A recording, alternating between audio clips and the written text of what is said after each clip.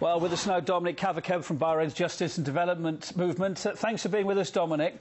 In the many months of protests we've witnessed, it's thought dozens have died in the crackdowns there. What message does it send, then, to Bahrain when countries like the US, like the UK, export arms to that regime?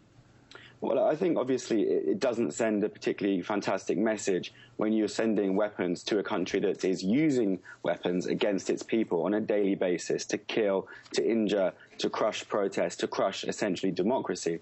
It doesn't send out, of course, the best message. But I think part of the reason why the US and other countries do that is because they want to keep Bahrain as an ally. Bahrain is seen as an ally of Western countries, and therefore they want to try and keep that relationship.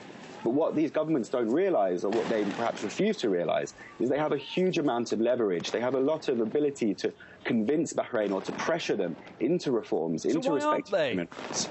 Why aren't they? It's a good question. I think perhaps they misunderstand the strength they have, or perhaps they're scared that their interests, which are tied up in that region, could be damaged if there were democratic change. But the reality is the people of Bahrain are calling for democracy. They're calling for change. It doesn't have to be against the West's interests. Actually, that could be very much in the interests of the West and of the rest of the world to have a democratic and stable country.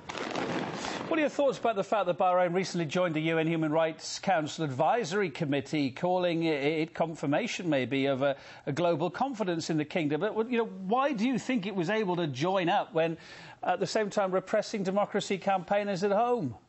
Well, part of the reason why it was able to join that committee was because actually no one else stood. It was an unelected, uncontested election. There was no candidate against them, and that's part of the reason. But we know the reason why Bahrain stood for that position was to be able to use this as a PR opportunity to show to the world and say, oh, look, Bahrain has been accepted by the Human Rights Council, when in reality, nothing of the sort is true. Back in May and in September, Bahrain came under huge pressure and scrutiny at the Human Rights Council, who member state after member state criticized Bahrain's recent human rights record.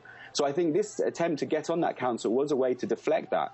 They shouldn't have been allowed on, and we are continuing to pressure to try and, get the council to reconsider. But the fact is, it was an uncontested election. Dominic, thank you for being on the programme. Dominic Kavakeb from Bahrain's Justice and Development Movement. Appreciated. This is RT.